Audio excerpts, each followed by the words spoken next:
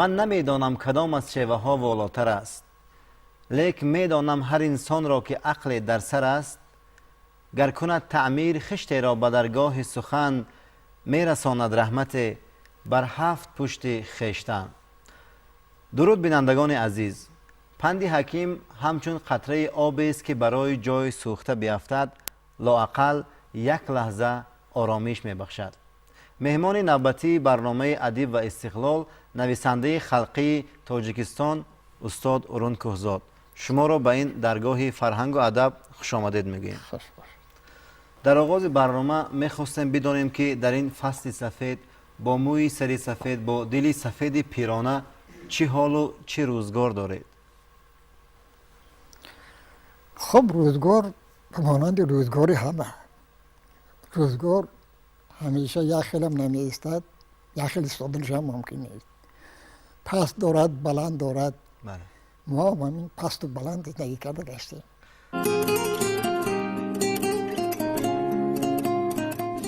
من خوشبختم که ارون کوهزاد را بیشتر از 60 سال باز میشناسم.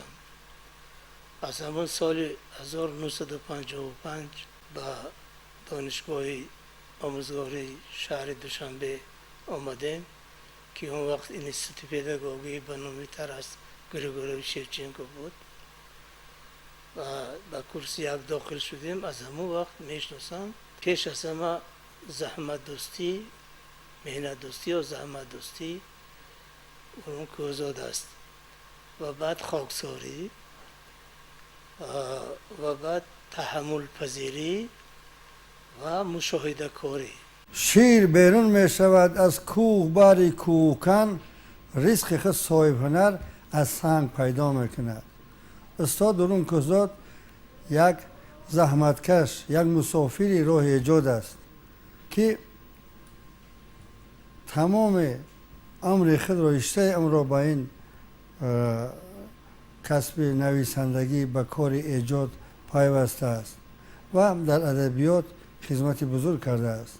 هرگاه که از زحمت جانکاه نویسنده سخن در میان می آید، البته من نویسنده واقعی و حرفه‌ای را در نظر دارم، بنده به یاد حکمت از حکیم نظامی گنجمی می افتم که گفته است: بیا بینگر شبان کان کندنم را، نه کان کندن که بل جان کندنم را. واقعا شاید در بین قلمکشان از زحمت نویسندگی پرمشقت‌تر، جانکاه‌تر پیشه نباشد. همین فرموده حضرت نظامی واقعا با فعالیت ایجادی استاد کاملا هماهنگ است، چون که در نوشتار استاد کوهزاد قریب که حرف و هجای زیادتی اثری که هم تو فوق‌العاده به میان آمده باشد یا با سفارش نوشته شده باشد وجود ندارد. استاد عزیز، شما تمام عمر خود را صرف ایجاد کرده اید. هدف از این پیشه انتخاب کرده تان در چیست؟ خب هدف اگر مختصر گوییم، صحبت کردن با خواننده. بله. و البته وقتی که صحبت میکنید و صحبت شما باید موضوع داشته باشد، باید هدف داشته باشد. بله. هدف و موضوع من اگر جمع بگیریم، این بقای ملت و قدرت دولت. به هر ژانری که این چیزا نوشته شدن، هدف اساسیشان همین دو نشان که همین ملت ما، بقای ملت ما مستحکم شود، همین دولت ما، همین آزادی ما، همین استقلال ما قدرت همیشه به قدرت باشد. با اندیشه شما روند جهانی شوی با فرهنگ، ادبیات و صنعت چی تأثیر میگذارد و ما باید چیکار کنیم که از آفت مخلوط شوی فرهنگ و ادبیات صنعت خود را حفظ نماییم؟ آمیزش فرهنگ ها این چیزی نو نیست. درست. این از قدیم وجود دارد. خب مثلا یکی از مثالاش ما میتونیم بگیم که کتاب شفای ابوعلی سینا همون وقت شهرت جهانی پیدا کرد که به زبان لاتینی چاپ شد. تصور کنید دست ده. یعنی که این همیشه بود هست، فقط یک فرقیت دارد. فرقیتش در آن است که پیشتر چیزهای بهترین چیده چاپ می شدن، پهن می شدن و از یک ملت به ملت دیگر می رفتن، فرهنگ اون ملت غنی می کردن. حاضر اکنون مثلا همین چیده گرفتن نیست. درست. از بس که من این تلویزیون هست و خب واسطه های تکنیکی بسیاری پیدا شده است، اینترنت. همه این چیزا هر چیزی که خواه نشون دادن میگیرن. در این مورد ما باید که برای اون که ما فرهنگ اصلی خود را دست ندهیم، از دیگر فرهنگ ها همیشه چیزهای بهترینش، مشهورترینش و از جهت اخلاق پاکترینش را جلوکار گرفتن ما در کار. این البته زحمت بسیار می‌طلبد. با تشبث و دستگیری اساسگزار صلح و وحدت ملی پیشوای ملت پرزیدنت جمهوری تاجیکستان محترم امامعلی رحمان سلسله کتاب اختران ادب و اینچنین کتاب‌های ادیبان ورزیده انتشار گردید. دایر به کتاب تازه نشر خود مفصل معلومات می‌دادید. بالاخره خوب سال 2015 چاپ شدگی با مدد مادی محترم پرزیدنت بله. که چاپ کردگی. البته کتاب چاپ کنی خراجات بسیار دارد. اگر مثلا برایش مسئله نگاه کنیم، آدمانی که به نشر کتاب، به چاپ کتاب مشغول میشوند باید خودشون رو تامین کرده توانند. بله. مادامی که مثلا سیاستی بازاری باشد باید خودش تامین کرده تواند. از بس که نشریه های ما خودشون را تامین کرده نمیتوانند، چندین سال هست که پای در پای پرزیدنت محترم مخصوص برای چاپ کتاب برای نشریه های دولتی پول جدا میکنند. این البته یاردم بسیار بزرگ است. در عین زمان ما ناشران باید که از این یاردم بزرگ استفاده کنیم، بریم بهترین کتاب را چاپ کنیم. در عین زمان با زحمت کشیم که من بعد خودمون تامین کرده توانیم.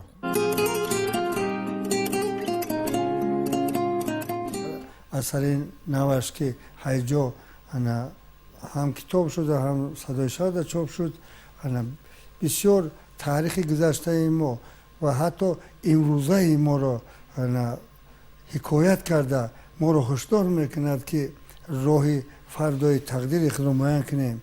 بیاده نگفتن که تابوت مرده دوش هوشیار کرده ما را، پای به خواب رفته بیدار کرده ما را. برای همین اول آنچه که از دل خود نویسنده میگذرد، این البته 10 ساله ها 100 ساله ها را فرا میگیرد و استادم پیوسته درباره تربیه خودشناسی، افتخار ملی، وطنداری خدمت بزرگ میکنه با واسه اثرهایش، با واسه آفریدهایش و پاهای ذهن خفته رو بیدار میکند که باید ما با همین راه میتوانیم آینده نیکی خود رو دریاب کنیم یا به قله مقصد برسیم. اثری که وقتی آخر چاپ شد هیجا نظر و گفته خودشون قریب 14-15 سال کار کردند و همچنین از خلاصه برآوردن ممکن است که واقعا چند بار این کتاب را گشته و برگشته نوشته تحریر کرده است. نخستین مجموعه حکایه های استاد کوهزاد سال 1972 چاپ شده بود با نام سری و سودایی. از حکایه های ریزه عبارت بود و این در بین خوانندگان با تیراژ 7-8 هزار زود به فروش رفت. آنقدر جذاب، آنقدر موجز و آنقدر پرمحتوا بودن این حکایه ها. از زمینه ایجاد قصه و داستان و دیگر رمان هاشون من فکر میکنم همون وقت پیش آمده بود. برای تازگی زبان مبارزه میبرد، غم میخورد، میخواهد که گفتار ما بسیار خوب باشد، هم گفتار خطی همان هم دهانه هم شفاهی. برای همین کسی که در همون کارخانه ایجاد خود در خلوت خود زحمت میکشد و زحمت میکشد، البته دیگران هم پیش رو میارد، ایجاد آنها با خبر است از گفتهای دیگرها.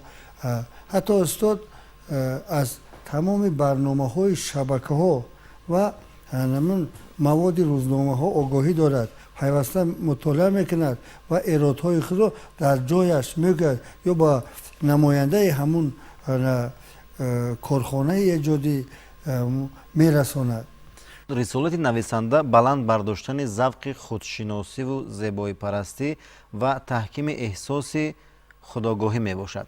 و اندیشه شما ایجادکار باز چی رسالت دارد؟ رسالت ایجادکار من گمان میکنم که قبل از همه با مردم روح نیکی، روح همون ضرب المثل مشهور دوره اوستای گریمگر، کار نیک، نیت نیک، گفتار نیک، پندار نیک، گفتار رفتار نیک. علی همین نیکی به مردم رساندن بله.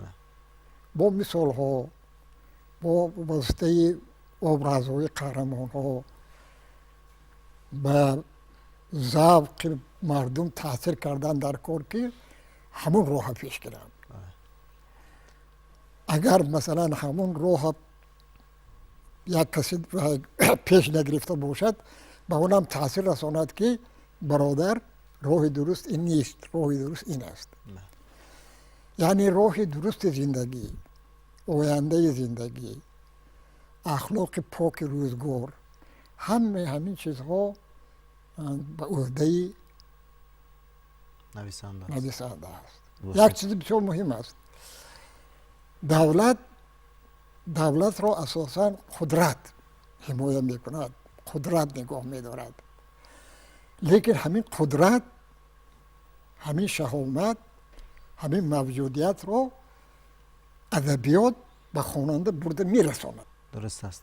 و میگویند که هیچ نعمت بهز استقلال نیست استقلال اگر اقبال نیست. شما مفهوم استقلال را چگونه شرح میدهید؟ استقلال این از مستقلیت. اگر یک آدم، یک فرد انسان اگر صاحب استقلال باشد، مستقل باشد، و نفس کشیش هم مستقلانه می شود، حرکتش، کار و بارش، نتیجه کارش همش مستقلانه می شود. همین طلبات در دولت هم هست. اگر دولت استقلال داشته باشد، یعنی که کارهایی که دل خودش میخواهد، برای خودش ضرور است، همین کار را کرده میتواند. با اشاره یگان کسی دیگر محتاج نیست. درست. خب این یک چیز استقلال یک چیز بزرگ است. این گفتم ممکن که به مانند همین آب و هوا ضرور. اگر استقلال نداشته باشد و کارهای بزرگ هم کرده نمیتواند. مطیع باشد، فرمانبردار باشد. بنابراین این اگر درک کردن در کده که اگر مستقلانه کار کرده توانستن، شرایط مستقل زندگی داشتن، نعمتی که بها ندارد. شاعر مولوی شریف در یک پاره شعرش میگوید که عشق شورانگیز شوخی کرد و شد شاگرد عقل، طرفه شاگردی که در حیرت کند استاد را. شیخ را در بیخودی حرفی به گوش او زدم، گفت تا کی میزنی دیوار بی بنیاد را. استاد، خود شما شاگردی که هستید و در راه ایجاد کدام از شاگردان شما را به حیرت آوردند؟ خب به حیرت آوردن کاری دشوار، کاری آسان نیست. لیکن البته هیچ کس به استاد، به تربیه مخصوص به یک مرادی نمیرسد. لیکن یک چیز دیگر هست. چیزی مهم همین است که همین در کدام ساحه‌ای که شما کار کنید، متخصص کدام ساحه‌ای که باشید، از همه مهم و بهترین استاد دائمی همیشگی این روزگار است. بله. اگر همین روزگار رو از همین روزگار چون روزی که گفته است عبرت گرفته تواند و همون در زندگیش در کارهاش عملا تطبیق کرده تواند، خب هم بزرگترین استاد همین. بله. لیکن البته که روزگار چیزی هست، نوشتن هست، چاپ کردن هست، خوب نگاه داشتن هست، اجازه دادن هست. در این راه البته که در زندگی هر خیلش می شود. دوستان معلمانی پیدا می شوند که مثلا یک کس دستگیری می کنند یا برعکس پیش پا می مانند که پیش نرود. همه خیلی آدمی که در همین دوام عمر من برای دلپرانه کار کردن من، برای ایجادیات من سهمی بسیار بزرگ بازیده است. این معلم فضل محمدی سلام علیکم. همیشه دستگیری کردن و همیشه به راه راست هدایت کردن و همیشه ترغیب کردن که زحمت کشید. اگر زحمت نکشید گل مراد به دست نمی آید. بله. سلام باشه. و از شاگردانتون نگفتید استاد؟ خب ما خودم شاگردیم، بنابر همین من این خیلی مثلا دعوا کرده نمیتونم که من فلان شاگرد است دارم وای من از او چی دارم، من ندارم. این مثل دعوای کلام من نمیتونم. خاکساری ورون کوزاد در آن افاده می‌یابد که قطع نظر از کامیابی‌هایی که به دست آورده است هیچگاه منمنی نمیگوید، نمیکند و دعوای چیزی هم ندارد و در شرایط خانه هم، در شرایط خانواده هم، در نزد فرزندان دیگران هم بسیار آدم خاکسار و مهربان است و از هم مهم رونکوزاد بسیار شخصی مهنتکش است. هرچند که با کسی چیزی نمیگوید که چی کار کرده ایسا است و چی نوشته ایستاده است، ولی بسیار زحمت میکشد و تا اگر به خودش معقول نشود چیزی که می نویسد، تا اگر به خودش معقول نشود اون را معرفی نمی کند یا اینکه چاپ هم نمی کند و جایی میاد که این یا آن اثر را چند بار روبردار می کند، چند بار تحریر می کند. استاد به ما حق استادی هم دارند. من یاد دارم که یک حکایه نوشته بردم نزدشان گزیت روزنامه معارف مدنیت، حکایه را گرفتن، بعد یک چند روز خوانده من دعوت کرده گفتن که ما حکایه شما را در همین شماره‌های نزدیک چاپ میکنیم، لیکن از شما یک خواهش، با مغرور نشوید. گپ سال 1973 یا 74 بود و همیشه در دل و در یاد من ماند، چون که بعضی نویسنده ها و شاعرای ما از اندک موفقیت بسیار مغرور میشدن، متاسفانه منمنی میکردن و در نیمه راه گم میشدن و همینطور بسیار نویسنده های جوان زیر راهبری استاد، زیر سرپرستی استاد راه ایجادی خود رو هم چی یافتند. همچنین استاد بسیار یک انسانی صاحب دلند، غمخوارند. در نظر میتواند که گویا که او با دیگران کمک کمتر میکنه، لیکن نه، او خودی هم آدمایی که همون هنرشان هم خدا از اون که سخیر است شبه میکنن. اولین اثرهای ما را مثلا استاد کوزاد تحریر کرده، دست تحریر استاد هستند. وقتی که استاد شادوان شاعر زنده یاد استاد لایق گفتن که یک اوچرک نویس، من دستی دنگره اوچرک نویستم، این تقدیر اوچرک به دست ارون کوزاد افتاد. استاد بسیار بهای بلند دادن، لیکن تحریر کردن، فهموندن که این منبت همیشه کار کردن در کار و باز خودشون خواهش کردن که اوچرک نوبتی من نویسم. حالا که من در اون وارد اون دنیای مثلا اوچرک پوبلیسیست که واقعه های زمان بازگو میکند وارد نبودم، شعر می نویسم، لیکن یک نوشتجات، یک اشاره استاد لایق و یک خواهش اورونکوزاد و دست تحریری همون کس وادار کرد که من از اون دنیای نوشتن اوچرک با خبر شوم. خب استاد، طوری که میدونیم شما در سالهای اولی صاحب استقلالی سرمحرری نشریه ملی ادبی صدای شرق را بر عهده داشتید و می گفتید در آن سالها برای از بین نرفتن این مجله با نفوذ شما چی تلاش ها کرده اید؟ شرایط در همون وقت حقیقتا وزنه بود، بسیار وزنه بود. از این جهت وزنه بود که مثلا کارگرها هر طرف پراکنده شدن رفتن. از جهت مادی تامینات مادی از بین رفت. به دست آوردن کاغذ و خراجات چاپخانه و این چیزها بسیار دشوار شد. همه اینها یک موضوعهای علاقه‌ای هستند که درباره هر یک کدامش علاقه گپ زدن در کار. لیکن ما یک مثلا صدای شرق 11 تا کارگر داشت. در اون مدت فقط در ریدکس 5 کارگر موند. اونم یک تاش مثلا در ماشینکه چوب میکند، یک دیگرش غلطگیری میکند و میگن چی؟ محرری کدکتری. یعنی که 3 تا کارگری ایجادی موندگی بود. البته با 3 کارگری ایجادی یک مجله کلان تامین کردن، برآوردن، این بسیار کاری مشکل بود البته.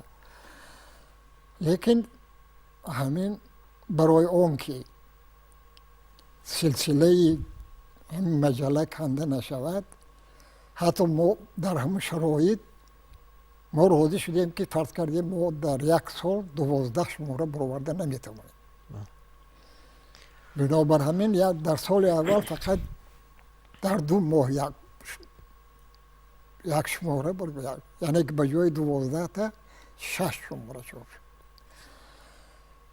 با وقتی که وضعیت با مشکل تر شد، همین 6 تا برآوردن امکانیت نشد، در یک سال همیشه 4 نسخه چاپ شد. من با همین خیلی دشواری ها و رشته کنده نشد، البته چش کرده شد. اونجا اگر درباره اون دشواری ها گپ زنیم خیلی موضوع وسیع است. تخلص شما رو کی انتخاب کرده است و برای چی کوهزاد تخلص گرفتید؟ این تماما یک چیز عادی. اساسا ما از تاریخ ادبیات میدونیم که ادیبان تخلص میکنن، جستجو میکنن، فهم میکنن، مصلحت میکنن، تخلص انتخاب میکنن.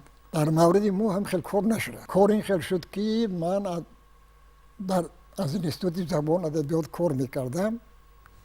اینجا ما وای بردن به خدمت حربی. البته که من با همین قلم و کاغذ که سر و کار داشتم، در همون خدمت حربی هم همین کار دوام میدادم. هرچی نوشته و چی کرده. در دوام همین کارها فرض کردیم در همین روته ما بچه‌های تاجیک بسیار بودن. بچه‌های تاجیک بسیار بودن و قسم اینها به خانه‌شان، به محبوبه‌شان مکتوب نوشتن، اگر مکتوبی این تو به معنی نوشته نمیتوانستن. از غیر از سلام علیکم و پرس و پاس دیگر گپ نمی‌یافتن که میگویند. بعد اونها وقتی که خیلی آی شد که من به همین نوشتن و به این چیزا سر و کار دارم، من از نام اونها مکتوب می‌نویسیدم. با اسلوبی مثلا 4 درویش وای کرده چیه ولی یک قسمی مثلا نوشتجاتی من با همین هم دخت دارد. و از همین جو من به حکایه نویسی هم مشغول شدم. بعد خودم به خودم فکر کردم که مادام به زبان تاجیکی می نویسید به مطبوعات تاجیک فرستاندن در کار، یا به روزنامه ها یا به مجله ها. حتما در همین مجله ها، روزنامه ها از همکرسان من، از شناسای من یک کس دو کس کار میکنند که من همین چیز با امضای جمعه ارومبای فرستانم، خانه خانه میشناسم. من گفتم باید همین خیلی فرستانم که هیچ کس نداند که این کی است. بعد همین نام کوهزاد به خاطرم آمد و با امضای اروم کوهزاد فرستادم این چیزا. با همین سبب ها همین تخلص ما شد. بله. شما در آغاز فعالیت خود به نوشتن حکایه بخصوص به نوشتن حکایه حجوی پرداختید و امروزه وضع حجوی تاجیک را شما چگونه بهاگذاری میکنید؟ حجوی امروزه تاجیک اگر در یک نقطه گیریم با موضوعهای بسیار خرد، موضوعهای معیشی مشغول است. حالا که وظیفه حج این چیزهای چی نیست. وظیفه حج این تحلیل حالت جمعیت است. ما نمونه های بسیار خوبی حجوی داریم. مرگ سطور استاد عینی، قصه پوست درون دنیای فضلی محمدی. خب از این پیشتر اگر با نگاه کنیم، اگر کریم بای در خانه خدای حمدی، خب قیامت فطرت، اینها حقیقتا حجوی بلند هستند. حجوی به درجه بلند هستند که حرفهای فیلسوفانه هستند. خب در آمد گپ گویم که مثلا کارل مارکس، فریدریخ انگلیس در یک صحبتش گفته بود است که خلاصه حجونگار باید برابری خلاصه فلسفه باشد. یعنی مسئولیتش بسیار جدی است. خب ما این روز هم مثلا چیزای حجوی چاپ میشوند، عادتا با مشفقی و افندی و همین چیزا چاپ میشوند. چیزهای بسیار سبوک، چیزهای روزمره، خیلی همین درک میکنن اساسا درباره موضوعهای معیشی و یا اینکه اویلوی و اینها یک تیاری به حج نویسی گفتم ممکن باشد لیکن حج به معنای کاملش، به معنای آن رسالتی که باید در دوش دارد، متاسفانه خیلی میلنگد. شما که قریب همه عمر خود رو به ایجاد بخشیده اید، میخواستم بگوید که در این انتخاب این پیشه شما راضی هستید؟ من از ایجاد خود راضی هستید؟ به فکرم ایجادیات یک چیزی هست که از وی راضی شدن دشوار، حتی ممکن نیست. درست. برای چی؟ برای اون که اگر مثلا راضی باشید بس میکنید، دیگر در کار نیست. اثر را همون وای میاد. مثلا فرض کردیم فلان چیز گفته شد، تحقیق شد، لیکن همین با فلان چیزاش مانده است. وای باید مؤلف را مجبور کند که با اون چیزا مشغول شود. اگر وای قناعتمند شود، خوب گوید که شد مسئله همیشه حل شده که دیگه مسئله نیست، جای فکر اندیشه نیست، بعد به نوشتن هم مجبورم نمیشه. خوشبختانه استاد کوهزاد در کار ترجمه هم چیره هستند. آثار نویسندگانی بسیار جهان شمول مانند کریشان چاندر، خانزادیان نویسنده بسیار معروفی ارمنستان، شیخ، گارسیا مارکز، یک رمانی بسیار خوبی عزیز نیستین و اثرهای دیگر کلاسیکان ادبیات شوروی و جهان ترجمه کردند. پوسی نمک این زحمتکشان رو میدونم. همون مویهای سفید استادم شاید پوسی نمک مردم است که به سر همون کوچیده است. انا یاد یاران مددگار ز خاطر نرود، چشم در روی کف میجه ما میماند. اینها انسان های تمام حیات خودشون فدای خلق و وطن، فدای تربیه دیگران، فدای راه دشوار سخن آفرین کردند. مشاهده کاری خصلت مهمی شخصان ایجادکار است. مثلا رسام یگان چیز را، اشیای طبیعت را دیگران هم میبینند با چشم، اما رسام آن را با چشم خودش میبیند که دیگران دیده نمیتوانند. همچنین نویسنده هم این آن واقعه را قطع نظر از آن که واقعه تاریخی است یا واقعه امروزه است با چشم خود میبیند، مشاهده میکند و بعد با وی لباسی بدیهی پوشانده یک اثری بدیهی ایجاد میکند، در شکل پاویست است، رمان است یا قصه است و غیره. رون کوزاد یکی از نویسندگان مشهور، یکی از نویسندگان می باشد که درد خلق را در اثرهایش درد خلق را افاده می کند.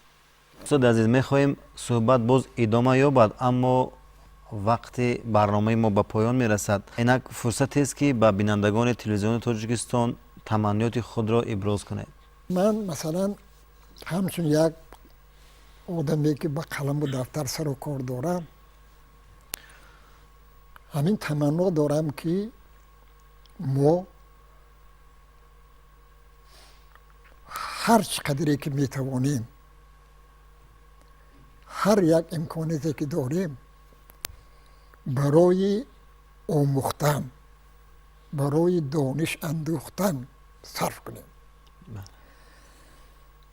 چون که اگر وقتی که به جامعه نگاه میکنید، تمام کارهای عالم در سر دانش میایستد. عادی‌ترین چیز، مثلا ما شما هم میدونیم، هر یک دهقان هم میداند که اگر دانا آباد میکند، نادان ویران میکند. مادامی که همین خیلی باشد، ما حرکت کردن، ما در کار که ما فرزندان ما، اهل بیت ما، مردم ما همیشه پی دانش باشد. دانا که شد کار خوب میکند، آباد میکند. کار خوب که کرد، آباد که کرد، استقلال ما تحکیم مییابد و قوت میشود. نه تنها خب فرض کردیم در یگان ساحه‌های معین، عموما وقتی که استقلال میگوییم، ما استقلال به این هم اقتصاد میدارد، هم سیاست میدارد، هم ایدئولوژی میدارد، همش میدارد. برای اون که همین آباد باشد، ما باید ما دانش داشته باشیم. هر چیزی که ما گفتیم همین هم با حکمت خلقی در یک ضرب المثل غن آورده است. خانی میدانی، دانی کرده میتوانی. نخوانی نمیدانی، ندانی کرده نمیتوانی. همین همه حکمتی روزگار در همینجا جنبست شدگی است. و بعد تمنای من همین است که ما همین قسم اولی همین ضرب المثل را همیشه در خاطر داشته باشیم، همیشه از پی اجرای همین مشغول باشیم، همیشه خواندن، دانستن و آن دانسته را در عمل تأمین کرده توانستن باید که همیشه در فکر اندیشه ما باشد و ما از پی همین رویم تا اینکه ملک ما، استقلال ما، دولت ما، زندگی ما، خانه ما آباد باشد. بیهوده نگفتن که ای جوان بر قامت خمگشته پیرانگر رفته رفته زندگی باری گران میشد. دعا میکنم که استاد عزیز ما به همین زندگی، به همین حیات واقعی ما، به این مملکتی که امروز صاحب استقلال است، هر کس میتواند محبتنامه خود را به خلق ملتش افاده کند. در همین ایام استاد ما باز هم برنادل، باز هم خیرتمندتر باشند و پیشکار ما راهنمای ما در راه ایجاد باشد. و دوست و هم شریک درسم و دوستم پیش از همه صحتی و سلامتی و بعد برای کار میخواهم.